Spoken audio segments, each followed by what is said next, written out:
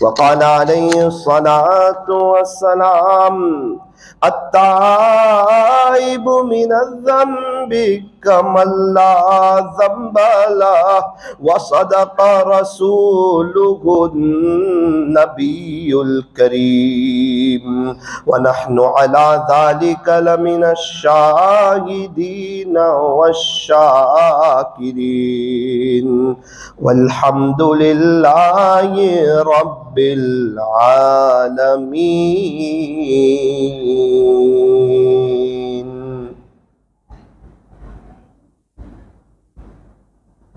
جو کرتا ہے تو چھپ کے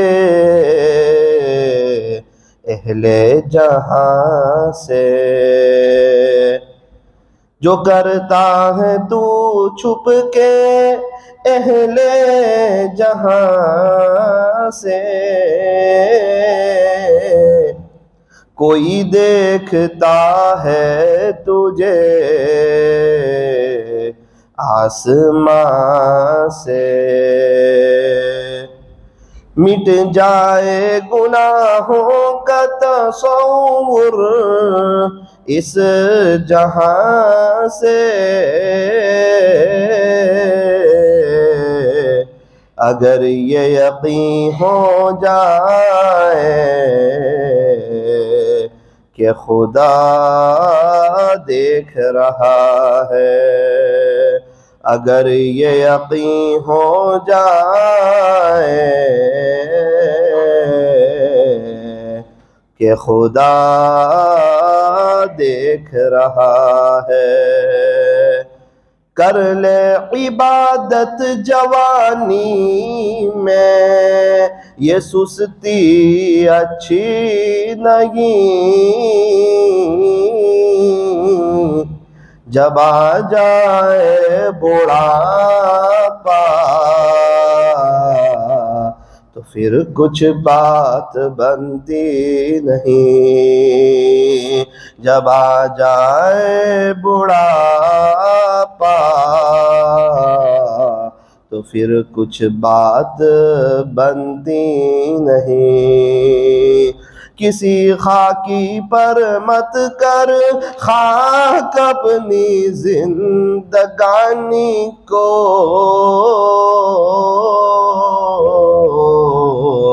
جوانی کر فدا اس پر جس نے دی جوانی کو، جوانی کر فدا اس پر جس نے دی جوانی کو۔ اٹھ بندے باندھ کمر کیا ڈرتا ہے،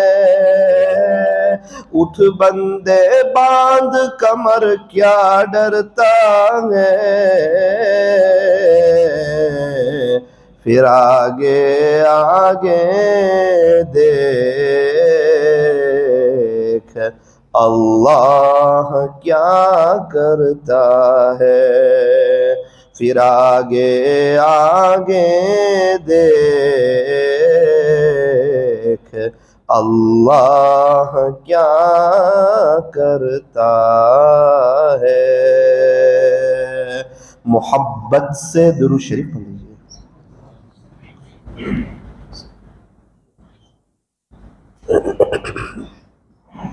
بزرگان محترم اور عزیز نوجوانوں، اللہ کے خزانے بہت بڑے ہیں۔ نمبر 2، اللہ کے خزانوں کے کوئی دروازے بھی نہیں ہیں۔ نمبر 3، اللہ کے خزانے میں جو کچھ ہے وہ سب دینے کے لیے ہے، لینے کے لیے کچھ نہیں ہے۔ نمبر 4، اللہ تعالی ہر وقت دینے کے لیے تیار ہے، دے کر کے خوش ہوتے ہیں، مانگنے والوں سے بڑا پیار کرتے ہیں، محبت رکھتے ہیں، اور جو چلتے پھرتے ہیں اپنے دل کی باتیں اللہ سے کرنے لگتا ہے، اللہ اسے اپنا بہت قریبی بنا لیتے ہیں۔ اسی لیے فرمایا مانگو اسی سے جو دے خوشی سے اور نہ کہیں کسی سے، وہ میرا اللہ ہے۔ فرمایا کہ دنیا والوں سے مانگو گے نا تو وہ لوگ ناراض ہو جائیں گے، اور اگر اللہ سے نہیں مانگو گے نا تو اللہ ناراض ہو جائے گا۔ اللہ تعالیٰ دے کے خوش ہوتے ہیں۔ یوں فرمایا کہ ہم لوگ مانگتے ہوئے اچھے لگتے ہیں اور اللہ پاک ہمیں دیتے ہوئے اچھے لگتے ہیں۔ اسی لیے فرمایا کہ مجھے پکارو، میں پکارنے والوں کی پکار کو سنتا ہوں۔ اللہ تعالیٰ ہمارے بہت قریب ہے۔ وَنَحْنُ أَقْرَبُ إِلَيْهِ مِنْ حَبْلِ الْوَرِيدِ۔ اللہ تبارک و تعالیٰ تو ہماری شہ رگ سے بھی زیادہ قریب ہے۔ قرآن کریم کی یہ وہ آیت ہے جو ایمان والوں کو ہلا کر کے رکھ دے کہ یار میرا اللہ جب میرے قریب ہے تو میں کیوں کسی اور سے دوستی کروں، میں کیوں کسی اور سے دل لگاؤں، میں کیوں بد نظری کروں، میں کیوں اللہ کو ناراض کروں، میں کیوں اپنی آخرت کو برباد کروں۔ ایک کاش میں دوستی اللہ سے کر لوں، یاری اسی سے لگا دوں جب اللہ قریب ہے۔ اپنے دل کی باتیں میں کیوں کسی اور سے شیئر کروں جب میرا اللہ قریب ہے۔ فرمایا دل کی باتیں دل کے بنانے والے سے کر کے دیکھو، تب پتہ چلے گا سکون کیا چیز ہے۔ دل کی باتیں دل کے بنانے والے سے کر کے دیکھو، سارے مسائل حل ہو سکتے ہیں، ساری پریشانیاں دور ہو سکتی ہے، سارے مسئلے حل ہو سکتے ہیں، سارے پرابلم شالو ہو سکتے ہیں، بیوی آنکھوں کی ٹھنڈک بن سکتی ہے، بچے فرما بردار ہو سکتے ہیں، پورے گھر میں اللہ کے دین کا ماحول قائم ہو سکتا ہے، روزی پیر پڑی مل سکتی ہے، دنیا اور آخرت سنور سکتی ہے، موت کے وقت کلمہ نصیب ہو سکتا ہے، اور قبر تحد نگاہ وسیع ہو سکتی ہے، قبر میں جنت کی کھڑکی کھل سکتی ہے، بغیر حساب کتاب کے ہم جنت میں داخل ہو سکتے ہیں، پل صراط پر سے آسانی سے گزر سکتے ہیں، پیارے نبی کے ہاتھوں حوض کوثر پر جام کوثر نصیب ہو سکتا ہے، جنت میں پیارے نبی کا پڑوس نصیب ہو سکتا ہے۔ وہ خوش نصیب لوگ جو جنت میں بار بار اپنے اللہ کا دیدار کریں گے، ان خوش نصیبوں میں ہمارا بھی شمار ہو سکتا ہے، شرط یہ ہے کہ ہمیں دعا کی توفیق ہو جائے، مانگنے کی توفیق ہو جائے۔ وہ کون سی چیز ہے جو اللہ کے خزانوں میں نہیں ہے، اور وہ کون سا کام ہے جو اللہ کر نہیں سکتا؟ فرمایا کہ سب کے دل اللہ کے ہاتھ میں، ہمارے گھر والوں کے دل بھی اللہ کے ہاتھ میں، ہماری بستی والوں کے دل بھی اللہ کے ہاتھ میں، سب کے دل اللہ کی دو انگلیوں کے درمیان ہے، اللہ جیسے چاہے اس طرف موڑ دے، اس کو پوچھنے والا کوئی نہیں۔ فرمایا کہ اللہ تبارک و تعالیٰ کا وزیر بھی کوئی نہیں، اس کا مشیر بھی کوئی نہیں، اس کا پارٹنر بھی کوئی نہیں، وہ تنے تنا بادشاہ ہے، وہی شہنشاہ ہے، وہی احکم الحاکمین ہے۔ آسمانوں کا مالک اللہ، زمینوں کا مالک اللہ، پہاڑوں کا مالک اللہ، سمندروں کا مالک اللہ، انسانوں کا مالک اللہ، فرشتوں کا مالک اللہ، جناتوں کا مالک اللہ، چرندوں کا درندوں کا مالک اللہ، چاند سورج ستاروں کا مالک اللہ، سارے نبیوں کا مالک اللہ، قیامت کے دن کا مالک اللہ، مالک یوم الدین، تیرا اللہ روز جزا کا مالک ہے، قیامت کے دن کے مالک اللہ ہے۔ تو کیا اللہ دنیا کے مالک نہیں؟ فرمایا ایسی بات نہیں ہے، دنیا میں اللہ تعالیٰ نے انسانوں کو تھوڑا سا اختیار دیا ہے، تھوڑا سا پاور دیا ہے، دونوں راستے کھلے رکھے، ایک راستہ جنت کی طرف جاتا ہے، دوسرا راستہ جہنم کی طرف جاتا ہے۔ جہنم میں بے چینی ہوتی ہے، پریشانی ہوتی ہے، تکلیف ہوتی ہے۔ جو بندہ دنیا میں جہنم کے راستے پر چلتا ہے ہمیشہ بے چین رہتا ہے، اندر سے پریشان رہتا ہے، اندر سے تڑپتا رہتا ہے، اس کے اندر ہیٹر چلتا رہتا ہے، اس کے بچے اور اس کے ماتحت اس کے نافرمان ہوتے رہتے ہیں، اللہ کی زمین پر زندگی گزارنے کا اسے مزہ نصیب نہیں ہوتا ہے۔ جب باپ ناراض ہو، بیٹے کو ابو کے گھر میں اچھا نہیں لگتا، بالکل اسی طرح جب اللہ ناراض ہو پھر بندے کو اللہ کی زمین پہ اچھا نہیں لگتا۔ کیا کریں گے اس کی نافرمانی کر کے؟ کہاں سے سکون لائیں گے؟ کہاں سے اطمینان لائیں گے؟ گھر والوں کی محبت کہاں سے لائیں گے؟ دلوں کا سکون کہاں سے لائیں گے؟ وہ نورانیت کہاں سے لائیں گے؟ وہ پیر پڑی روزی کہاں سے لائیں گے؟ وہ دنیا کی کامیابی کہاں سے لائیں گے؟ وہ جنت کا باغ کہاں سے بنائیں گے؟ جب اللہ ہی ناراض ہو پھر کچھ نہیں ہوتا۔ جب ابا ہی ناراض ہو، بچہ لاکھ خرچہ کرے بھائی بہن کے پیچھے، وہ ابا کو خوش نہیں کر سکتا، پھر کیا کرے؟ کوئی بات نہیں، ابا سے کہہ دے ابا میرے سے غلطی ہوئی، میں نے آپ کو ناراض کیا، میں سوری کہتا ہوں، آئندہ آپ کو ناراض نہیں کروں گا۔ اللہ اکبر، باپ کا دل بڑا ہو جاتا ہے فوراً۔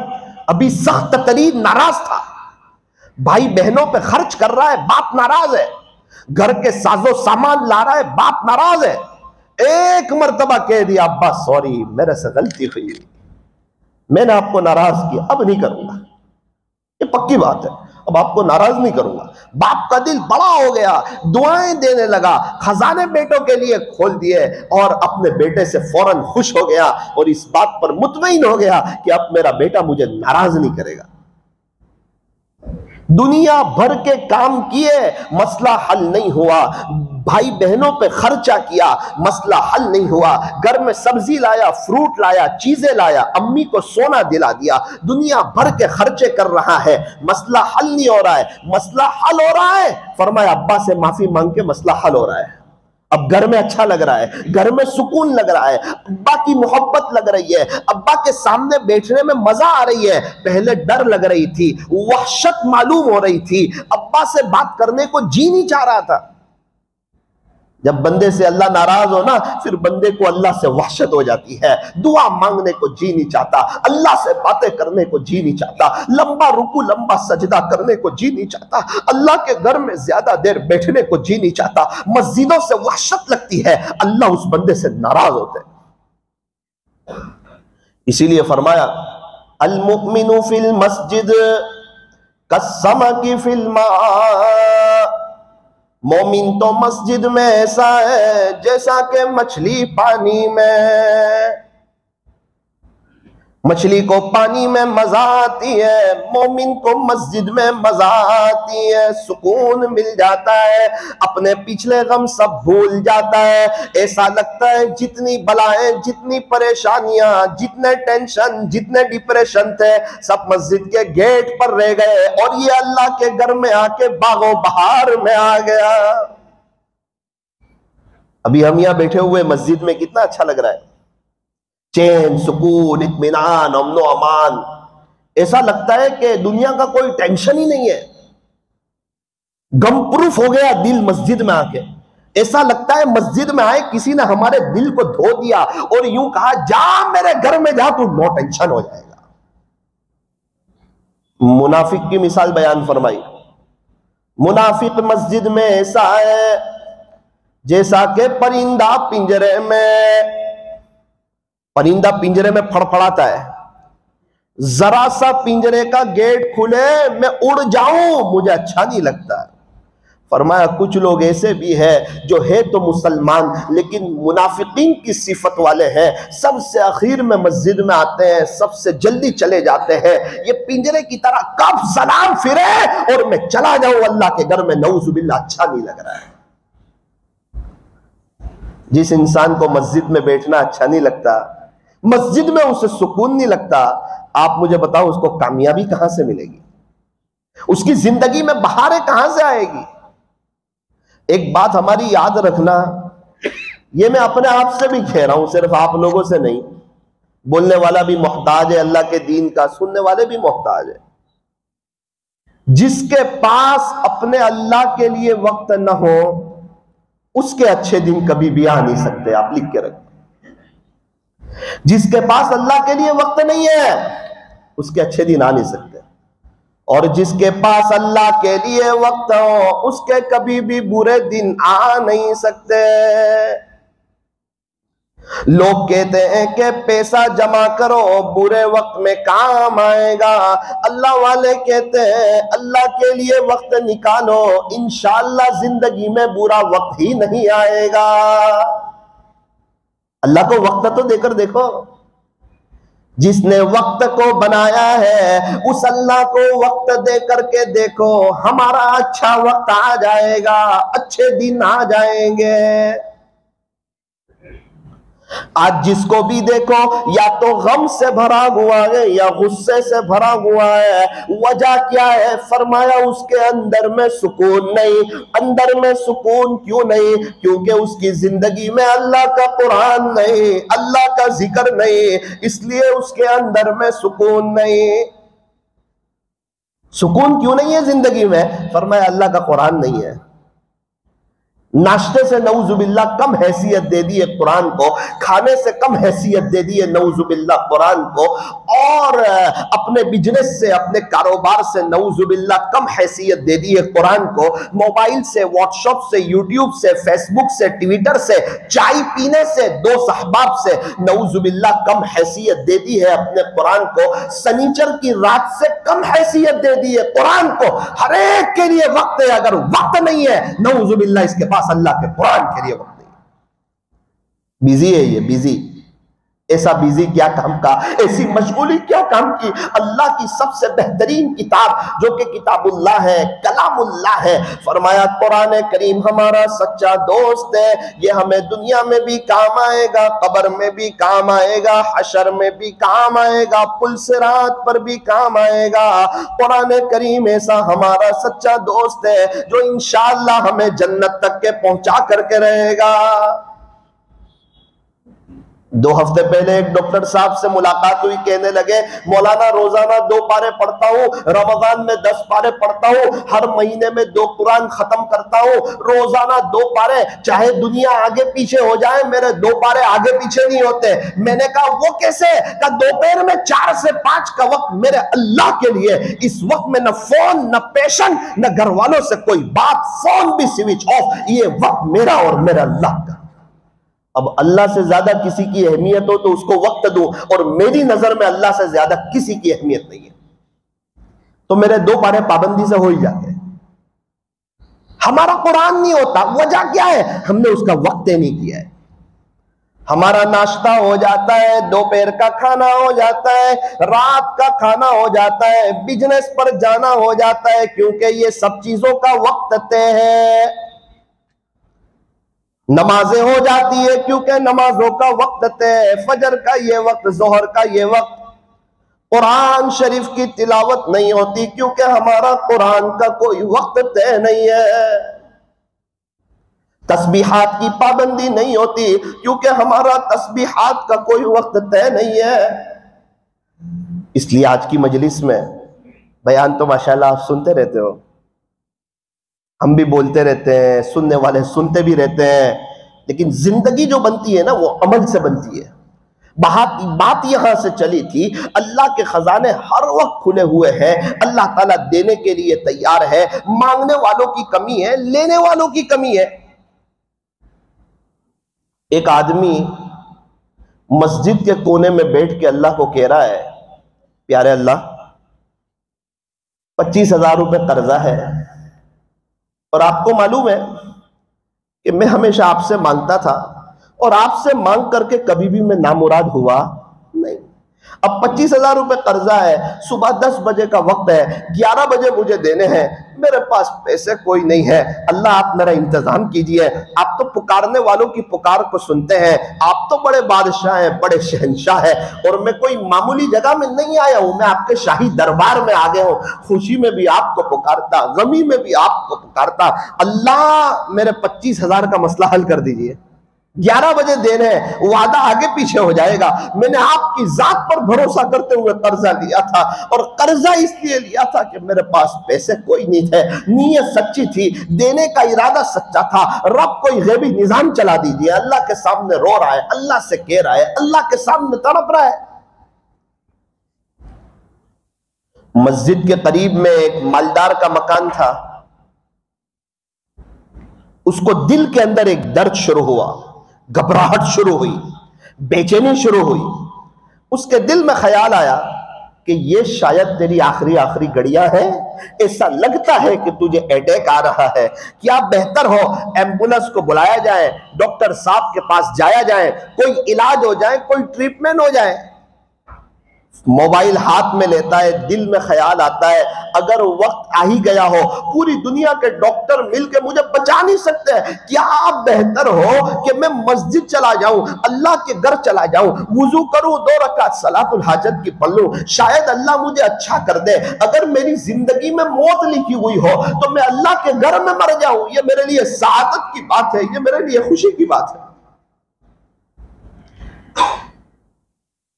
مسجد میں آیا، وضو کیا، جیسے ہی جماعت خانے میں آیا، عجیب منظر دیکھا۔ ایک آدمی ہے جو رو رہا ہے، تڑپ رہا ہے، آہیں بھر رہا ہے۔ اس کی بات سنی، کیا کہتا ہے؟ وہ اپنے اللہ سے کہہ رہا تھا، باری تعالیٰ اب 20 منٹ باقی ہے، میرے قرضے کا وقت آ چکا ہے، اللہ آپ مجھے اپنے خزانے غیب سے 25,000 دے دیجئے، میں ہمیشہ آپ سے مانگتا ہوں، اسی لیے عزت کے ساتھ ہوں، آپ نے مجھے کبھی ذلیل نہیں کیا، کسی کے سامنے ہاتھ پھیلانے والا نہیں بنایا، آپ نے مجھے ہمیشہ دل کا سخی بنایا، رب کریم کوئی غیبی نظام چلا دیجئے، میرے 25,000 کا انتظام فرما دیجئے۔ یہ تو بڑا مالدار آدمی تھا، کئی فیکٹریوں کا مالک تھا۔ اس نے دل میں سوچا کہ کیا بہتر ہو میں اس کو 25,000 دے دوں، شاید میرا اچھا خاتمہ ہو جائے، یا اللہ تعالیٰ مجھے شفا دے دے۔ ابھی دل میں پکی نیت کی کہ مجھے اس کو 25,000 روپے دینے ہیں، اور وہ بے چینی، وہ تکلیف، وہ گھبراہٹ، وہ سب ختم ہو گئی۔ یہ سمجھ گیا کہ مجھے کوئی اٹیک نہیں تھا، کوئی تکلیف نہیں تھی، کوئی گھبراہٹ نہیں تھی، یہ بندہ مسجد میں رو رہا تھا، اسی لیے اللہ تعالیٰ نے مجھے گھر میں بے چین کیا، کیونکہ اس وقت میں کبھی بھی مسجد میں نہیں آتا ہوں، اللہ نے مجھے اس کے رونے پہ مسجد میں بھیجا ہے کہ جا، میرا ایک بندہ رو رہا ہے، اس کو میں کبھی تیرے در پہ نہیں بھیجوں گا، تجھے اس کے پاس بھیجوں گا، کیونکہ وہ میرے سے مانگ رہا ہے، سودا مجھ سے کر رہا ہے، باتیں مجھ سے کر رہا ہے، دل کی تار مجھ سے جوڑ رہا ہے، مجھے کہہ رہا ہے۔ اس نے اس کو ہاتھ مارا، 25,000 روپے جیب میں سے نکالے، کہ بھائی صاحب یہ 25,000 روپے اللہ نے آپ کو بھیج دیے ہیں، آپ اپنا قرض ادا کر دیجئے۔ اس نے جزاکم اللہ کہا، بہت اللہ کا شکریہ ادا کیا کہ اللہ میں نے ان کا جزاکم اللہ کہہ دیا، لیکن حقیقت میں آپ کا شکر ادا کرنا چاہتا ہوں، کیونکہ ان کے دل میں ڈالنے والا آپ، ان کے دل میں بات ڈالنے والے آپ ہیں، آپ نے میری سن لی، قریب رب آپ کا احسان کرم ہے، میں ہمیشہ آپ سے مانگتا رہوں گا، اسی لیے میں خوشحال ہوں، اسی لیے میں عزتوں کے ساتھ ہوں، اسی لیے میں چین سکون کے ساتھ ہوں کہ میں آپ سے مانگتا، آپ میرے کان بنا دیتے، میرا یقین بڑھ جاتا، مجھے کسی اور کے پاس جانے کی ضرورت نہیں ہے، رب کریم آگے بھی میرے کام بنا دیا کرنا۔ دعا ختم ہوئی، اس نے کہا، جیب میں سے ایک کارڈ نکالا، اسے دیا، کہا بھائی صاحب اب جب بھی آپ کو تکلیف آئے نا کوئی، تو اس طرح رونا مت یار، ہمیں تکلیف ہو جاتی ہے گھر میں، یہ ایڈریس لے لو، ایک مجھے فون کر دینا، آپ کو پاس پیسے پہنچ جائیں گے۔ سمجھ گیا کہ یہ اللہ والے، ایک فون کر دینا مجھے، جتنے کی ضرورت ہو پیسے آپ کے پاس پہنچ جائیں گے۔ یار مہربانی کرو، اس طرح نہ رو، ہم تکلیف میں آ جاتے ہیں، اللہ تعالیٰ نے ہمیں بے چین کر دیا، ہلا دیا، مسجد میں بھیج دیا، اور ہمیں آپ کو پیسے دینے پر اللہ نے مجبور کر دیا۔ آپ کو اب کبھی بھی ضرورت ہو مجھے فون کر دیا کرنا، اس میں میرا ایڈریس لکھا ہوا ہے۔ اس نے کہا آپ کے 25,000 تو قبول ہے، معذرت کے ساتھ یہ آپ کا ایڈریس قبول نہیں ہے۔ کیوں؟ آپ کو پیسے کی ضرورت نہیں، فرمایا جہاں سے ملتے ہیں نا وہاں کا ایڈریس مجھے معلوم ہے۔ کہاں سے ملتے ہیں؟ کہ اللہ کی طرف سے۔ وہ کیسے ملتے ہیں؟ فرمایا جیسے آپ کو اس نے بھیجنے پہ مجبور کیا۔ اسی لیے فرمایا ٹوٹے رشتے وہ جوڑ دیتا ہے، بات رب پہ جو چھوڑ دیتا ہے اس رب کے لطف و کرم کے کیا کیا کہنے، لاکھ مانگو تو کروڑ دیتا ہے۔ اللہ تعالیٰ دینے کے لیے تیار ہے، لینے والے کہاں ہے، مانگنے والے کہاں ہے، ہاتھ پھیلانے والے کہاں ہے، منت سماجت کرنے والے کہاں ہے، اللہ کو منوانے والے کہاں ہے، اپنے دل کی تار اللہ کے سامنے جوڑنے والے کہاں ہے، اللہ کے سامنے رونے والے کہاں ہے۔ آنسو بڑی نعمت ہے، ادھر نکلے ادھر ان کو خبر ہو، کوئی آنسو تو ایسا معتبر ہو۔ ٹپک پڑتے ہیں آنسو جب اللہ کی یاد آتی ہے، یہ وہ بارش ہے جس کا کوئی موسم نہیں ہوتا۔ اللہ کے خوف سے جب آنسو نکلتے ہیں، اس آنکھ پر اللہ جہنم کی آگ کو حرام فرما دیتے ہیں۔ صحابہ کرام تو نیکیاں کر کے روتے تھے، ہم گناہ کر کے بھی نہیں روتے۔ چھوٹے بچے کا کوئی کام رکتا نہیں ہے، حالانکہ بول نہیں سکتا، کما نہیں سکتا، چل نہیں سکتا، دماغ سے سوچ نہیں سکتا، کمانے کے پلاننگ بنا نہیں سکتا، اپنے ہاتھ سے کچھ کام کر نہیں سکتا، اپنی ضرورت کی چیز زبان سے کہہ نہیں سکتا، پھر بھی چھوٹے بچے کا کوئی کام رکتا نہیں ہے کیونکہ وہ رونا جانتا ہے۔ فرمایا اے انسان، تیرا بھی کوئی کام نہ رک کہ اگر تو بھی اپنے رب کے سامنے رونا جان لے۔ اللہ والوں کا کوئی کام رکتا نہیں ہے کیونکہ وہ رونا جانتے ہیں۔ ہمیں کیسے رونا ہے؟ ہمارے یہاں تو انسان تھوڑا سا نیک ہو جاتا ہے، وہ اپنے آپ کو نیک سمجھنے لگتا ہے۔ جو اپنے آپ کو نیک سمجھتا ہے اللہ اسے رونے کی توفیق نہیں دیتے، اس کے دل کو سخت کر دیتے ہیں، مناجات کی لذت سے اسے محروم کر دیتے ہیں۔ پیسوں سے بھی زیادہ بڑا نیکی کا تکبر پیسوں سے بھی بڑا ہوا کرتا ہے۔ جس نے شراب پی ہوئی ہو وہ سمجھتا ہے میں اچھا ہوں، سب کی نظر میں برا ہوتا ہے۔ بالکل اسی طرح تکبر کا بھی نشہ ہے، وہ سمجھتا ہے میں کچھ ہوں، اور جو اپنی نظر میں کچھ ہوتا ہے وہ خدا کی نظر میں بھی کچھ نہیں ہوتا، خدا کی مخلوق کی نظر میں بھی کچھ نہیں ہوتا۔ فرمایا انسان تو کیا ہے، تو پہلے غسل کے لیے کسی اور کا محتاج تھا، تو آخری غسل کے لیے بھی کسی اور کا محتاج ہے، تو ہے کیا؟ تیرے پاس کیا تھا اور تو لے کر کیا جائے گا؟ تیرے پیٹ میں گندگی بھری ہوئی ہے، ناپاکی بھری ہوئی ہے، اللہ تجھے دن میں 3-4 دفعہ واش روم بھیج کر کے تجھے تیری اوقات بتاتا ہے، دیکھ تیرے پیٹ میں کیا بھرا ہوا ہے۔ تیری ابتدا تو دیکھ ناپاک قطرہ ہے، اور تیری انتہا تو دیکھ کیڑے مکوڑے تیرے بدن کو کھانے والے ہیں، یہ تیرا حسین بدن خاک میں مل جانے والا ہے۔ ملے خاک میں اہل شاہ کیسے کیسے، زمین کھا گئی آسماں کیسے کیسے۔ جہاں میں ہے ہر سو عبرت کے نمونے، مگر تجھ کو اندھا کیا ہے رنگ و بو نے۔ کیا کبھی غور سے یہ بھی دیکھا ہے تو نے، جو محل معمور تھے اب ہے وہ سونے۔ جگہ جی لگانے کی دنیا نہیں ہے، یہ تو عبرت کی جا ہے تماشا گاہ نہیں ہے۔ پہلے بچپن نے تجھے برسوں کھلایا، پھر جوانی نے تجھ کو مجنوں بنایا، پھر بڑھاپے نے آ کے تجھے کیا کیا ستایا۔ اے انسان یاد رکھ، اجل یعنی موت کر دے گی بالکل تیرا صفایا۔ جگہ جی لگانے کی دنیا نہیں ہے، یہ تو عبرت کی جا ہے تماشا گاہ نہیں ہے۔ کیا تجھ کو یہی دھن ہے کہ رہوں سب سے اعلیٰ، ہو زینت نرالی ہو فیشن نرالا۔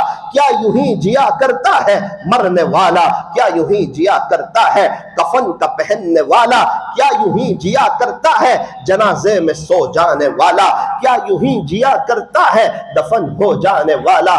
جگہ جی لگانے کی دنیا نہیں ہے، یہ تو عبرت کی جا ہے تماشا گاہ نہیں ہے۔ اجل نے نہ چھوڑا نہ کسرا نہ دارا، اسی سے فاتح سا سکندر بہارا۔ جگہ جی لگانے کی دنیا نہیں ہے، یہ تو عبرت کی جا ہے تماشا گاہ نہیں ہے۔ صبح ہوتی ہے شام ہوتی ہے، عمر یوں ہی تمام ہوتی ہے۔ یہ ون وے ہے، ون وے، یہاں سے جو ایک مرتبہ چلا جائے وہ دوبارہ نہیں آتا۔ قرآن کریم میں اللہ صاف اعلان فرما رہے ہیں، من عمل صالحا فلنفسہ، جو شخص اچھا عمل کرے گا اپنی ذات کے لیے کرے گا، اللہ پر کوئی احسان نہیں کرے گا۔ کوئی نیکی کرے گا اپنے لیے کرے گا بھائی، اللہ پر کوئی احسان نہیں کرے گا۔ وَمَنْ أَسَاءَ فَعَلَيْهَا، فرمایا جو شخص کوئی برا عمل کرے گا اس کا وبال اسی پر ہوگا، اللہ کا کوئی نقصان نہیں کرے گا۔ وَمَا رَبُّكَ بِظَلَّامٍ لِّلْعَبِيدِ، تیرا اللہ اپنے بندوں پر ذرہ برابر بھی ظلم نہیں کرتا۔ اللہ تعالیٰ تو کامیاب کرنا چاہتے ہیں۔ بات یہاں سے چلی تھی، اللہ کے خزانوں کے دروازے کھلے ہوئے ہیں، ہر وقت دینے کے لیے تیار ہے۔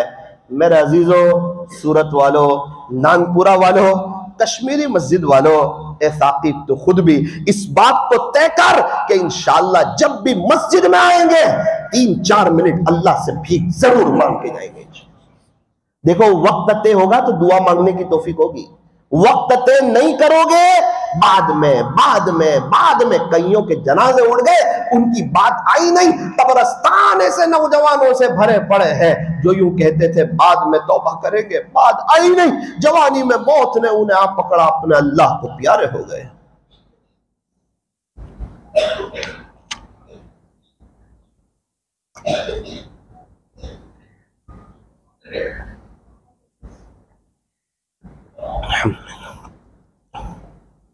بھائی دعوت کا کام کب کریں گے؟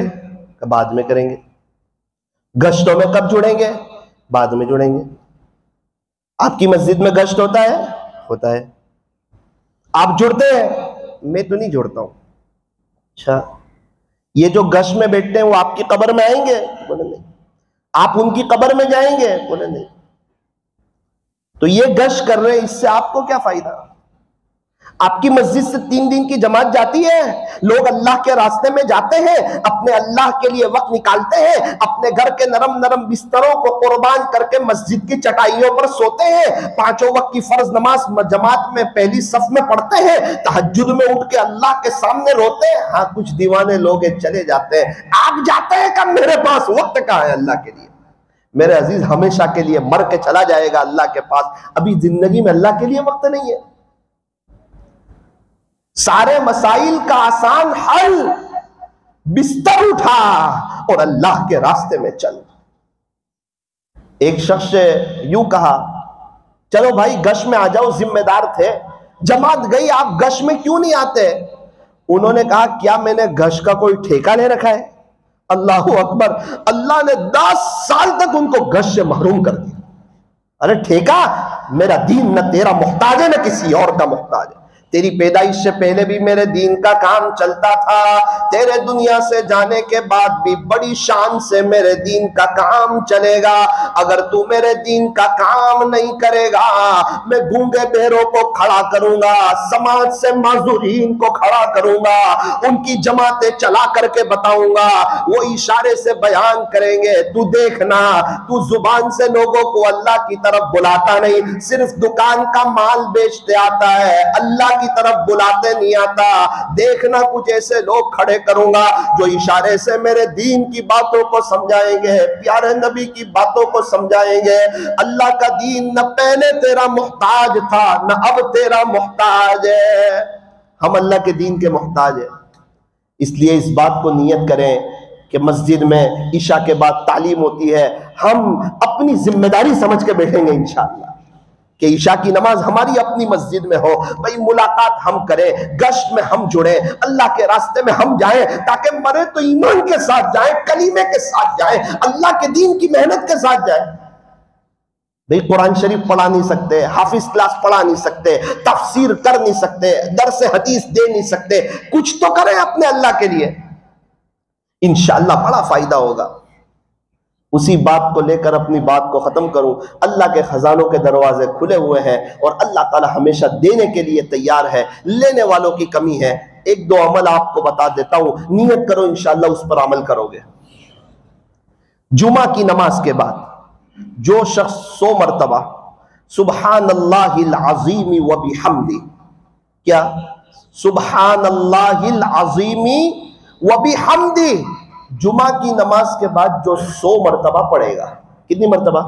100 مرتبہ، پڑھنے والے کے 1,00,000 گناہ معاف ہوں گے، اس کے ابو کے 12,000 گناہ معاف ہوں گے، اس کی اماں کے 12,000 گناہ معاف ہوں گے۔ حدیث شریف کا مضمون سنا رہا ہوں، پیارے نبی کے ارشاد کا خلاصہ سنا رہا ہوں، کوئی پیر صاحب کی بات نہیں بتا رہا ہوں آپ کو، ایک دم سچی اور پکی بات بتا رہا ہوں۔ پڑھنے والے کے 1,00,000 گناہ، اس کے ابو کے 12,000 گناہ، اس کی اماں کے 12,000 گناہ۔ اب مستورات تو ظہر کی نماز کے بعد پڑھ لیں، جمعہ کے دن۔ ایک عورت جمعہ کے دن گھر میں ظہر پڑھتی ہوگی، اس کے بعد یہ وظیفہ پڑھتی تھی، 5 سال تک پڑھتی رہی۔ 5 سال کے بعد اس کی ماں خواب میں آئی، کہا بیٹی تو ہر جمعہ کو پڑھتی تھی نا، میرے 12,000 گناہ معاف ہو جاتے تھے، میں نے زندگی میں گناہ بہت کیے تھے، آج 5 سال ہو گئے تجھے پڑھتے پڑھتے، مجھے یہاں پتا چلتا تھا کہ تو پڑھ رہی ہے، میرے گناہ معاف ہو رہے، الحمدللہ آج 5 سال ہو گئے، آج میرے 7 گناہ معاف ہو گئے۔ خلاصہ یہ، آج میرے رب نے میری مغفرت فرما دی، بیٹی جزاک اللہ، تو نے مجھ پہ احسان کیا۔ سبحان اللہ العظیم و بحمدہ سنتوں کے بعد بھی پڑھ سکتے، مسجد میں بیٹھ کے پڑھنا ضروری نہیں، گھر جاتے جاتے بھی پڑھ سکتے، چلتے پھرتے بھی پڑھ سکتے، عصر سے پہلے تک بھی پڑھ سکتے، بلکہ علماء نے یہاں تک لکھا ہے اگر بھول جائے تو مغرب کی اذان غروب سے پہلے بھی پڑھ سکتے۔ اس لیے نیت کرو انشاءاللہ اس وظیفے کو کبھی چھوڑیں گے نہیں انشاءاللہ۔ نمبر 2، عصر کی نماز کے بعد جو شخص 80 مرتبہ اپنی جگہ بیٹھ کر، دیکھو یہاں یہ بات ہے کہ اپنی جگہ بیٹھ کر 80 مرتبہ اللہم صلی علی محمد النبی الامی وعلی آلہ وسلم تسلیما، جمعہ کے دن عصر کی نماز کے بعد جو شخص اپنی جگہ بیٹھ کر کے 80 مرتبہ پڑھے گا، اللہ تعالیٰ اس کے 80 سال کے گناہ معاف فرمائیں گے، 80 سال کی عبادت کا ثواب لکھ دیں گے۔ یہ خزانے کھلے ہوئے ہیں، دے رہے ہیں، لینے والوں کی کمی ہے، اللہ نواز رہے ہیں۔ آخری بات، اگر کوئی چاہتا ہو اللہ تعالیٰ مجھے عزتیں دے دے، ہر کوئی چاہتا ہے، عزت نفس کا تقاضا ہے۔ ایک دن کا بچہ ہے، اس کو بولو روئے گا، اس کو بولو بیٹا ہنسے گا، اس سے پتا چلا 2 دن کا بچہ بھی محبت کا بھوکا ہے۔ میٹھی زبان والوں کی مرچیاں بھی بک جاتی ہے، کڑوی زبان والوں کا شہد بھی نہیں بکتا ہے۔ زبان میٹھی ہو، زبان اور دل میں ہڈی نہیں، اور اس کا سخت ہونا یہ اللہ اس کے رسول کو پسند بھی نہیں، اس لیے نرمی اختیار کرو، انشاءاللہ موت کے وقت اللہ نرمی سے لے لے گا۔ اور اگر چالاک بنو گے، موت کے وقت اللہ نے چالاکی کا معاملہ کر لیا تو کہیں کے نہیں رہو گے۔ دنیا تو کہتی ہے چالاک بنو ورنہ لوگ کھا جائیں گے، لیکن میں آپ کو صحیح کہتا ہوں آپ نرم بنو۔ میں نے دیکھا جن کو اللہ نے رمضان دیا اکثر لوگ نرم تھے، اس میں سے اللہ نے ان کو رمضان دیا۔ جمعہ کے دن مغرب کی نماز کے بعد، جمعہ کے دن جب عصر ختم ہوتی ہے مغرب شروع ہوتی ہے، مغرب کے بعد یا معزو جو شخص 41 مرتبہ پڑھے گا، 41 مرتبہ جو شخص یا معزو 41 مرتبہ پڑھے گا، اللہ تعالیٰ اس کو اتنی عزت دیں گے کہ لوگ تعجب میں رہ جائیں گے۔ ہاں یہ بات حدیث شریف میں نہیں ہے، یہ اللہ والوں کا وظیفہ ہے۔ پہلی جو 2 بات بتائی وہ حدیث شریف کا خلاصہ تھا، یہ اللہ والوں کا مجرب عمل ہے۔ جس نے بھی یہ عمل کیا اللہ تعالیٰ نے انہیں بہت عزتوں سے نوازا۔ آخری گزارش یہ ہے، نیت کرو انشاءاللہ ہم لوگ توبہ کریں گے۔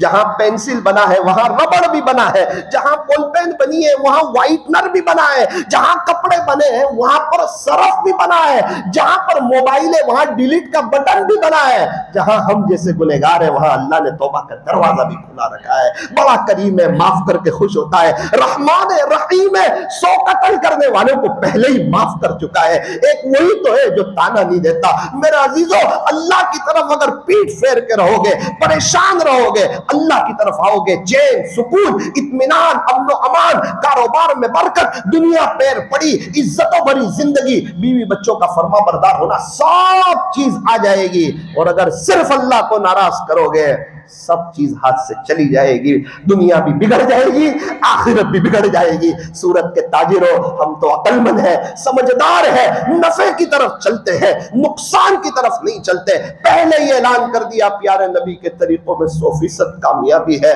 یہ فرمان خدا ہے. کشمیری مسجد والو غور سے سن لو، نہیں جو مصطفیٰ کا وہ ہمارا ہو نہیں سکتا. ذمہ داروں سے بات چل رہی ہے، انشاءاللہ ان قریب ایک رات کی عشاء کے بعد مجلس کریں گے، اس وقت مستورات کا بھی انتظام ہوگا. کچھ اہم باتیں اس وقت رکھنی ہے. آپ تمام حضرات سے گزارش ہے آپ خود بھی آنا، اس کی دعوت چلانا اور اپنی مستورات کو ضرور لے کر کے آنا. مستورات کو بات سمجھ میں آتی ہے تو گھر کے اندر دینداری عام ہو جاتی ہے. اللہ تعالی ہمارے بیٹھنے جمع ہونے کو